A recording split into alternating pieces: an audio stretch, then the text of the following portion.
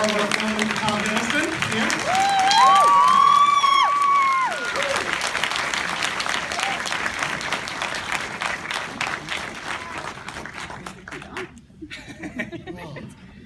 Hello, Chicago.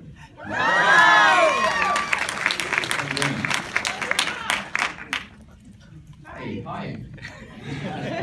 It's my first time, so thanks for having me. Thanks for coming. Nice to meet you. Marc, I want to ask you about the opening of the film, the Cold, Cold Heart. Yes. Almost a cappella. It is actually. There's some instrument comes in at some point, let me just ask you about starting that way, because that's an interesting song in the repertoire of Hank Williams, because that's a song that a lot of non-country people kind of picked up on. Mm-hmm. A lot of jazz artists covered it over the That's years. right, yeah. Why did you begin in that sort of surrealistic? Because you can sort of see that there are people around him, but at the same time, he's definitely a man alone and isolated and singing that song. So talk about why you opened that way. Well, I opened that way because I assumed that there was a lot of people that know about Hank Williams, but there's a lot of people that don't know about Hank Williams.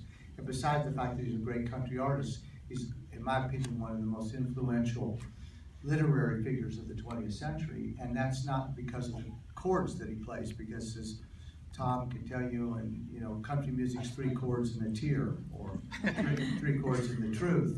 But the words are beautiful, you know, and anger, unkind words are said that make the teardrops start. How can I free your doubtful mind and melt your cold, cold heart? So I wanted people to hear those words and actually understand the context of the film they were about to see, or you were about to see, or you did see. Presumably you didn't just come in when we came in. And the other aspect of it was that from the beginning, I never wanted anyone to lip sync the film, but I also knew, because knowing Hank's music as well as I did, that no one could actually sing exactly like Hank. And Tom and I engaged in the idea that it wasn't about mimicry, it was about embodying who the character was.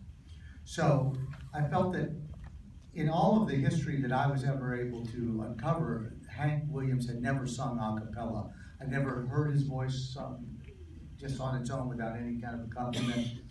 And I just felt that if we picked a place out of time and out of space and put Hank in the middle of it, and not in some great big cowboy hat and everything else that you so often associate, and just put that character with Tom performing that we would establish right from the beginning it wasn't a typical biography or biopic, a word I'm not very fond of, and that we would hope people be eased into the fact that this was the man who was going to give you this story. And that's sort of was the goal, and that's what we hope to accomplish. And then, was it a little terrifying to think that the first time, because I've heard you say you weren't really much of a singer before this movie, it wasn't something you really did, that the first thing we hear you sing is with nothing to hide behind, there's no instrumentation, it's just you. And that's our first, so you know, you either blow it right off the bat or you nail it. What was that terrifying? That's delicate. Yeah. Is it? It was terrifying. Yeah. It was, I remember when Marc, it was actually not in the screenplay, it was an idea that Marc had about sort of 8 weeks before we started shooting, wouldn't you say? And The scene was in there, the scene was not there, a cappella. but not a cappella, yeah. And I think I love doing it because it was a way of making a declaration of intent cinematically. It was a way of saying, I know I don't sound exactly like him, but here is my investment in his legacy.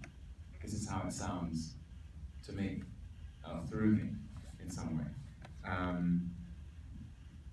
But yeah, I mean, the nagging voice in my mind, or the sleepless nights, the blood spilled, there's one sort of broken record which just says don't fuck it up. But I hope I did it right. I mean, I think I loved making the music for this film. I loved it so much. It was the most fulfilling thing I've ever done, and the most frightening in lots of ways, because I have such respect for Hank Williams, for his place in the legend of American music, and the sincerity and the authenticity of his songwriting. It was difficult. There's no way around that. I mean, it just was a challenging thing to do.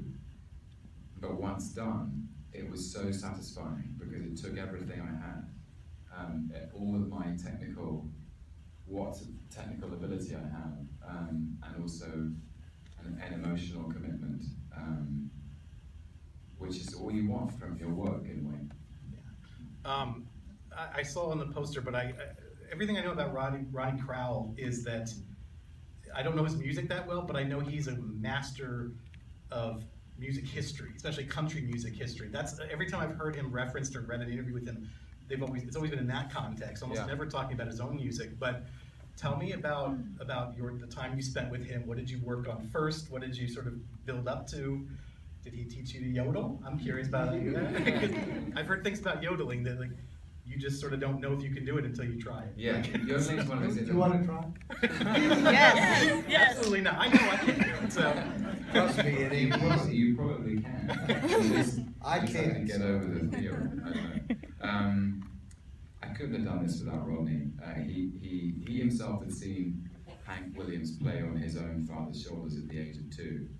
And it's one of his first memories, and he loves this music so much. And he was incredibly patient and incredibly generous and incredibly exacting. He didn't let me get away with anything, and there was sort of 2 strands to the work. One was essentially retraining the instrument of my own sort of genetic makeup.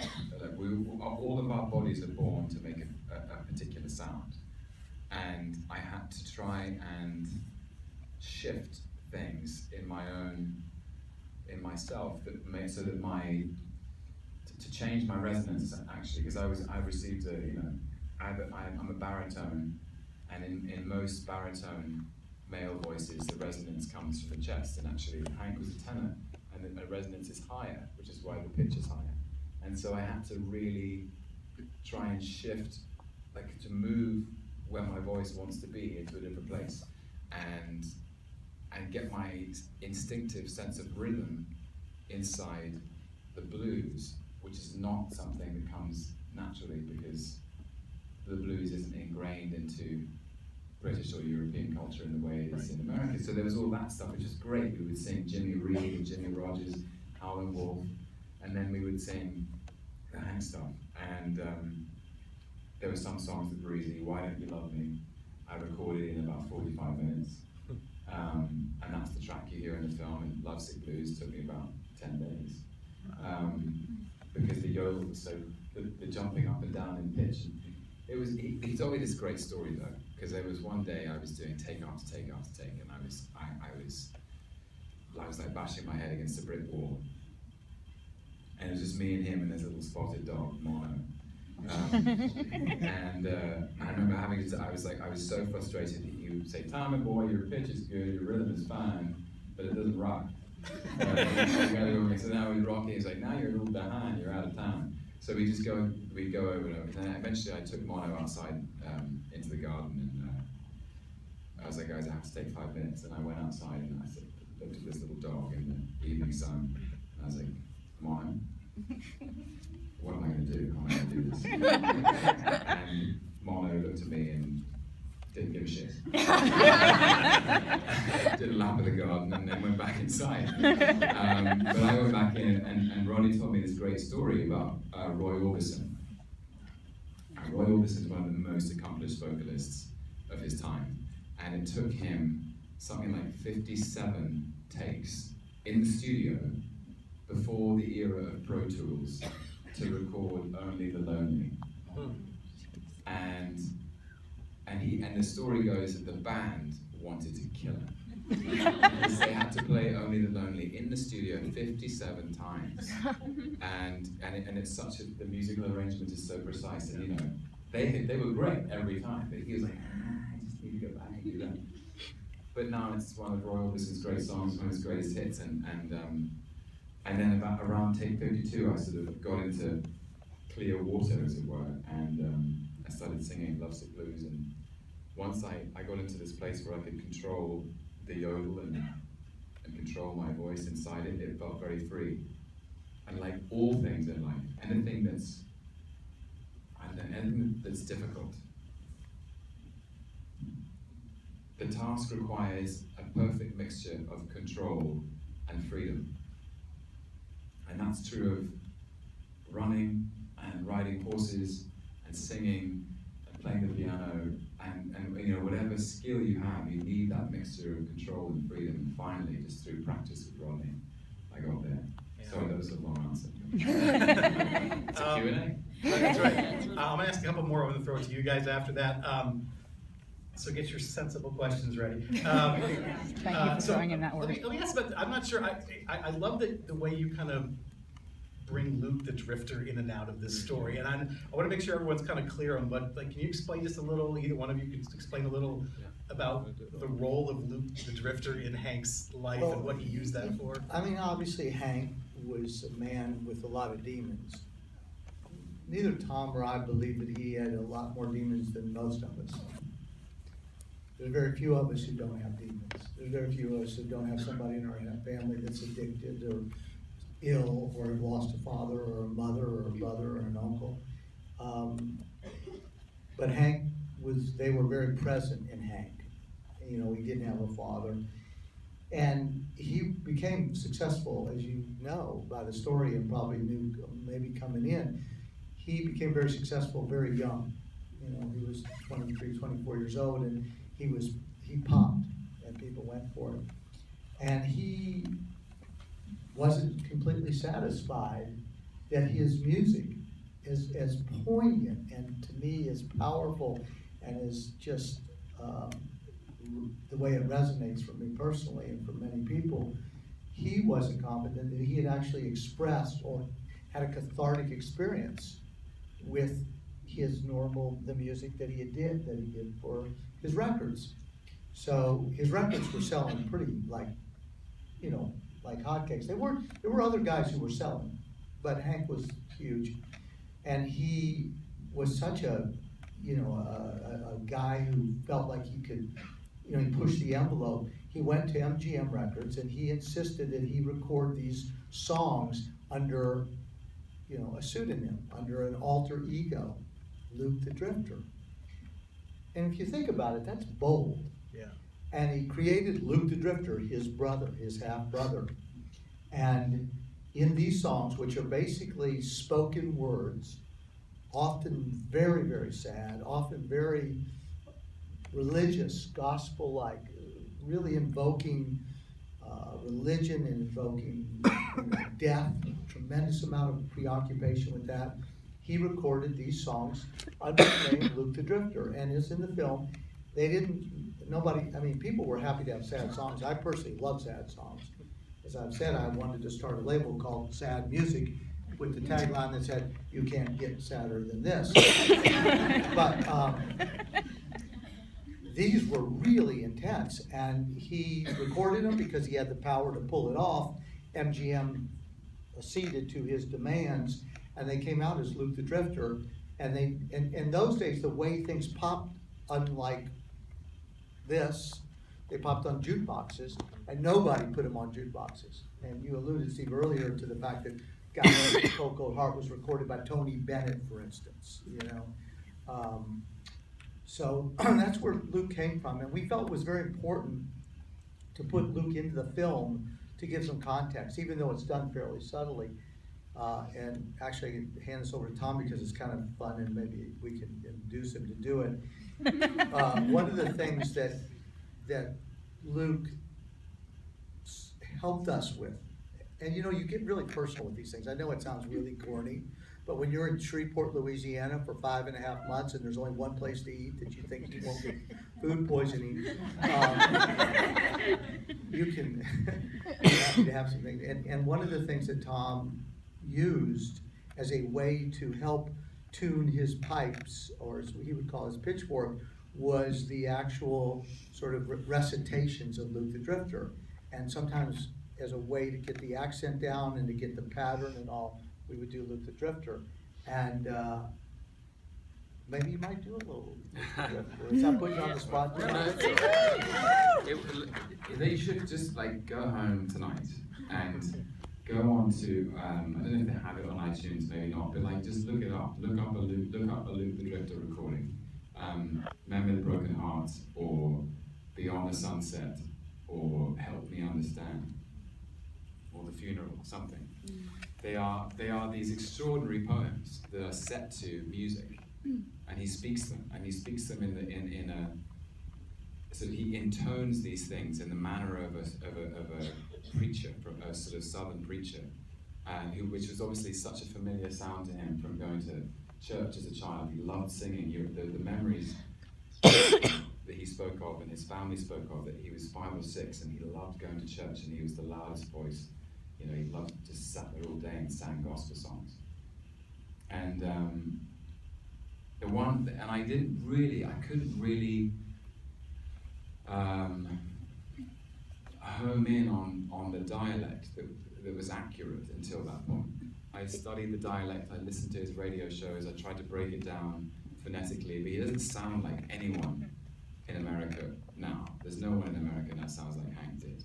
It was very much a period accent and a very Alabama accent, and then a very Hank thing on top of that.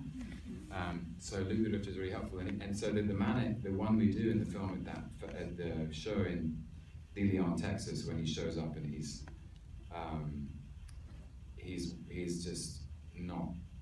in no shape to perform really, and the audience are expecting, hey, good looking, they're expecting Lovesick Blues or something, and so he just lets rip with some Luke, and they're like, what the hell is going on? And it was one of the ones I found most moving, which is really a story he tells about divorce, and it starts with these tones of the preacher, like,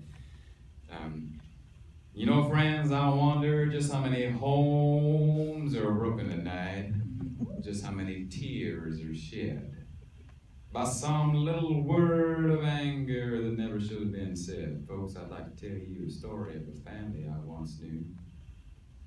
Why don't we call them William and Mary and their little daughter Sue? And then he goes on, and it's like, they are, no. I'm only doing a slightly worse version of what you just saw. Really doesn't merit applause. Thank you. But Luke the Drifter was key for me. He was a tuning fork. And also it was access, because Billie Jean talked about how much she's gone on record as saying that Luke the Drifter she felt was the real Hank in some way. It's the Hank behind the legend that she knew. And I thought that was an interesting piece of detail. So I was like, well, I'll get to know this guy if I'm going to play the man behind the myth. And you tell me, you bumped into David Mamet, right, before making the film? Well, is David from Chicago? Yeah. Yeah, I ran into him. It sounds like such a Hollywood story.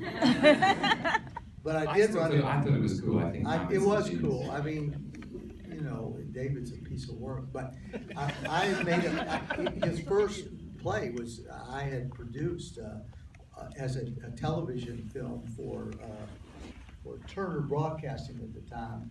He wrote it when he was 26 years old, and I won an award for producing it. And I have a lot of people. I'm very proud of it because it's the lowest rated movie in the history of Turner Broadcasting. And that's a fact. But people like the 4 people who saw it thought it was really good. But I ran into David at the grocery store. I personally like grocery stores because I don't know why, but I find them very relaxing. And maybe he did too. But I ran into him and he said, "What are you doing?" And I said, "Well, I'm doing a movie about Hank Williams." And he, without even and I was with my son, I have twin sons, among other children. And I brought the Lollapalooza on many occasions. But, so, they were with me, and I saw David, and he said, Hank Williams, greatest American poet. Greatest American poet of the 20th century. And, you know, he said it in such a declarative, mammoth way. And I said, yeah, well, you know, obviously, I'm making a movie about him. I'm enamored with the guy. I think he's brilliant, and so on and so on. And we talked, and then I was walking away, which is what Tom's talking about, and it just shows you how, with the curious mind that he had, and how, and as I was walking away, he yells across the cereal aisle. He goes, you got any Luke the Drifter in there? Yeah. And I went, as a matter of fact, I do. Damn right. And I said to my boys, who were 17, or boys who were barely read but are particularly proficient with their telephones, said to me, I said, you see that? That's a curious mind. I was really taken. I said, that's somebody who really knows about a lot of things, because that's a very arcane reference, and yet David knew about it. So But it also speaks to something that we really were trying to do with this film, both of us, which is articulate the tension between his external charisma and his internal vulnerability. Is that that's what I saw, and the more I researched Hank, he's someone who, if you know him, you know he's cast this extraordinary shadow over country music and folk music, and that any singer you admire has probably sang about him or included his name in a lyric or mentioned him in an interview and said, well, it all starts with Hank, you know. And he was clearly electrifying on stage. I mean, Elvis before Elvis, a sort of a presence you could not ignore. Someone who was almost ahead of his time, a rebel with a glint in his eye and a crooked smile, who was mischievous and had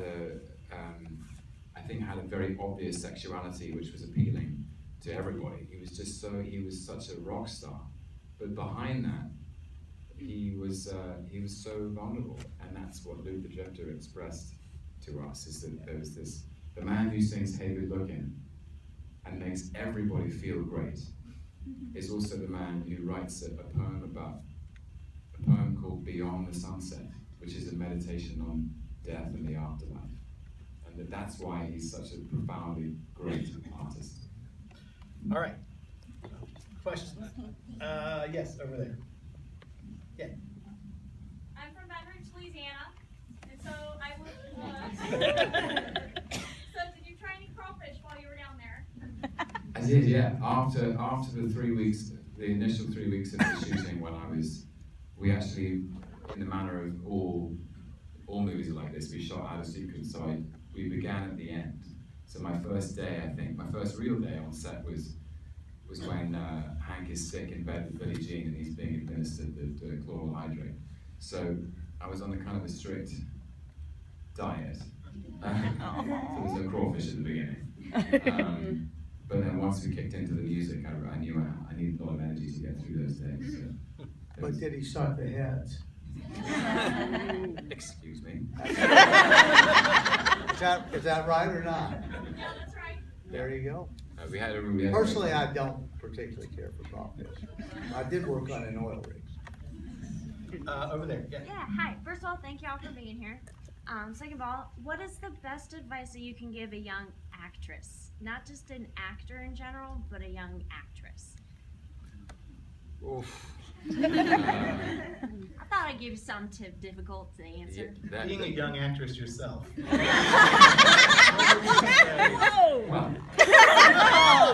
I'm interested to hear a man's best advice.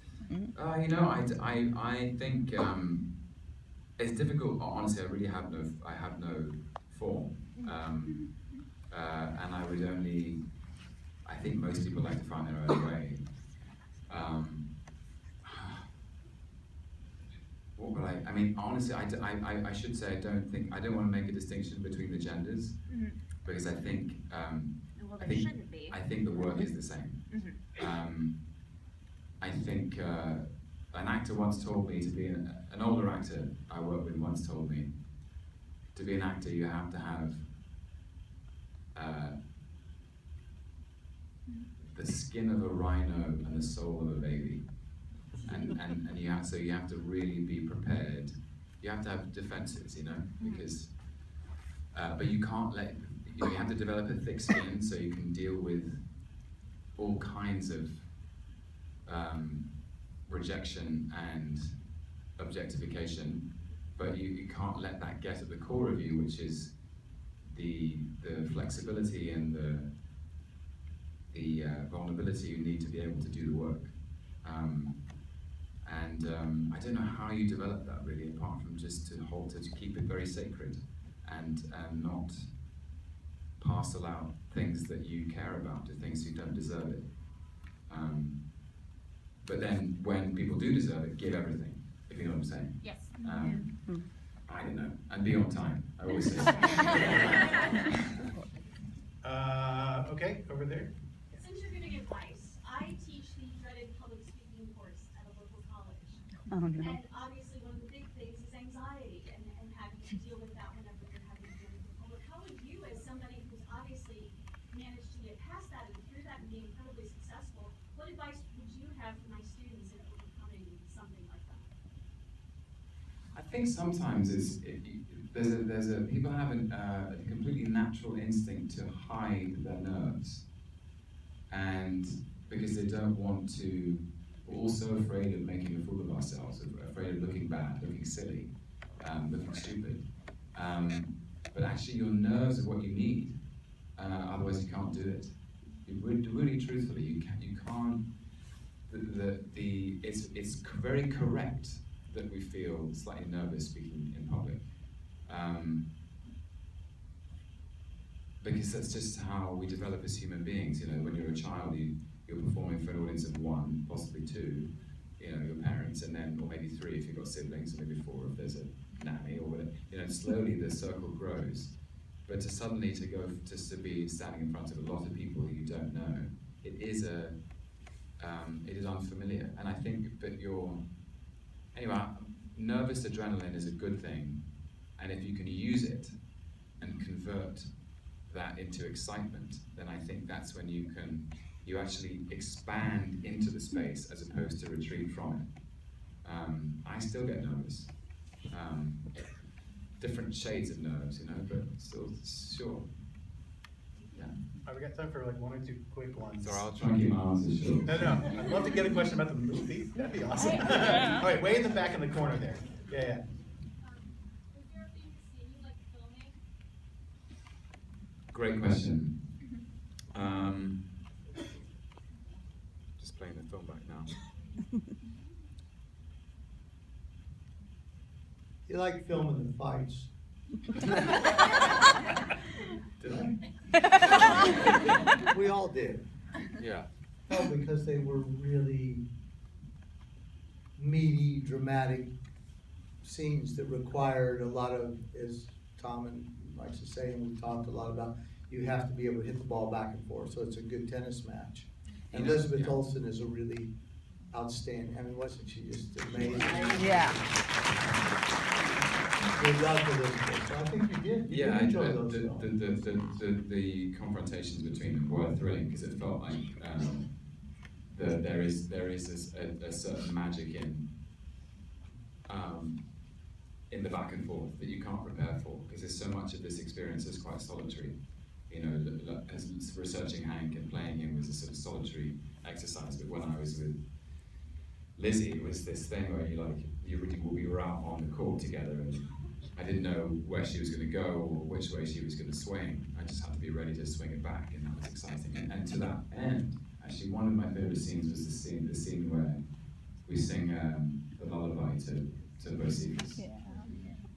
Because we had two 18-day-old twins, and they were just so sweet, and so quiet, and so fragile. Lizzie and I, she was like, what if we drop? We're not going to drop them. That's why. Because they're alive, we won't drop them. But it gave a real magic to the whole set, because it was past their bedtime and they were asleep and they were, swaddled up in their blankets, and the quality of the way we sang that, because the baby was essentially, we didn't want to wait really disturb it, was really magic. It felt very real. And we finished early because the baby's going to work for us another hour. All right, it was a great last question. Let's I agree. knock it out of the park. Oh, I agree. Okay, I'm gonna give it to you. Wow, that's real I might have to confidence. repeat this because You're really on the hook. You're in the front. Just I wanna know, say. I know. I'm a student director, so as someone who wants to do an adaptation of a real person one day, what kind of advice would you give to, what was your creative process as opposed to approaching it from an actor's point of view and a director's point of view, a real life person, and injecting your own creativity into that? Great question. Did you all hear that? She's asking about adapting a real life story, and she's asking Marc. Awesome. But about like advice about how to adapt a real life story. Well, like anything in life, you better make sure you're passionate about it. You really, because it's a long road. Also, you have to have a point of view, a very strong point of view, and not everyone's going to agree with your point of view. In fact, there's a very good chance a lot of people won't agree with your point of view, but you have to have one. In this case, I had determined that I never wanted to show him as a young boy.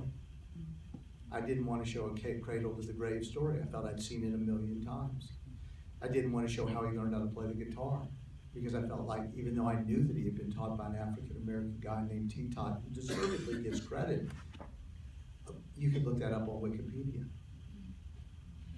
I had a very strong opinion about how I wanted to tell the story, and I wanted to tell the story in basically a 6-year period of his life. And I wanted to not tell the story and try to analyze him and say, this is how he became Hank Williams.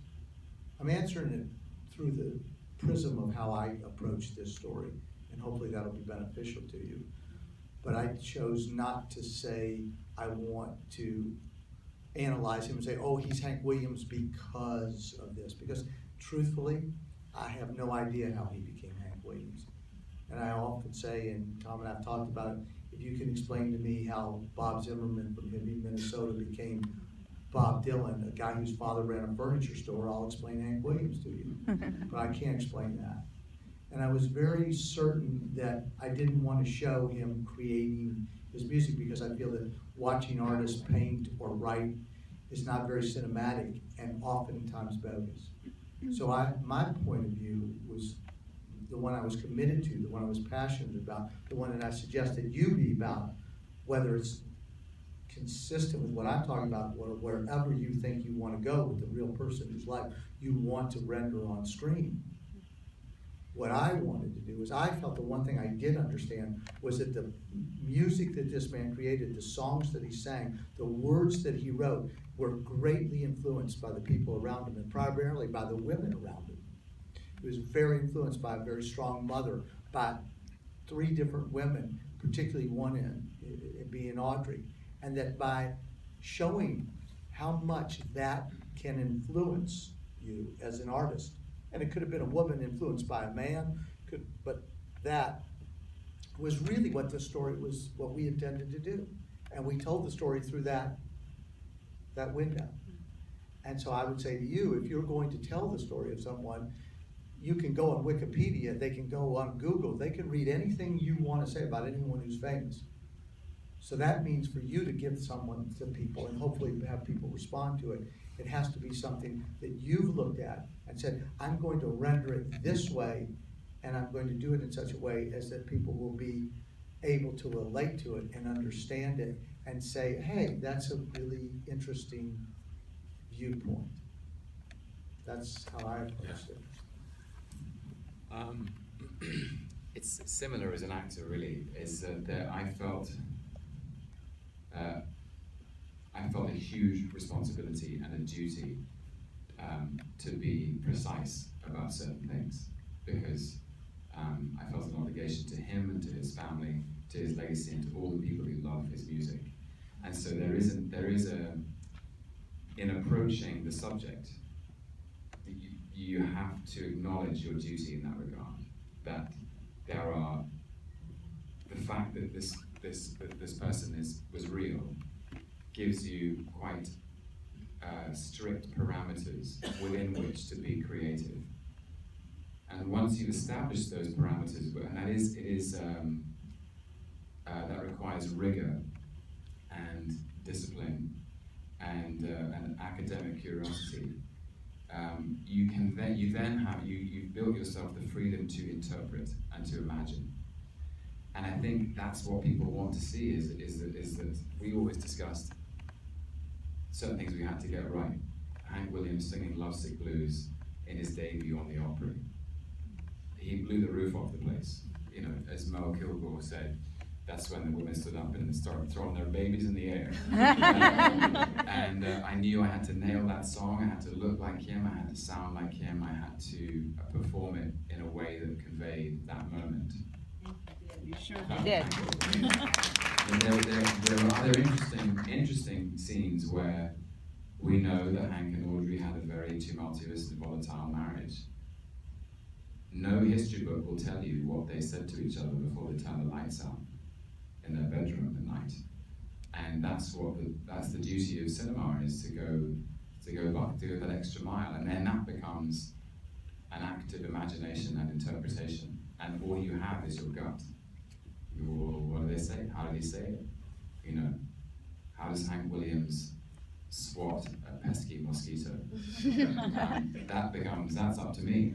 But only after I've changed my physical shape, dyed my hair black, worn brown contact lenses, speaking in an Alabama dialect, and then, so you have to do a lot of work before you can have the real fun.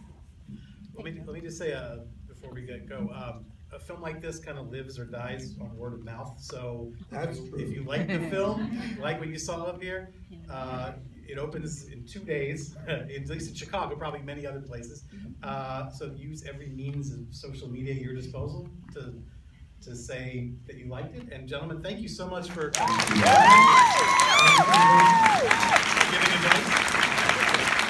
Thank you guys very much.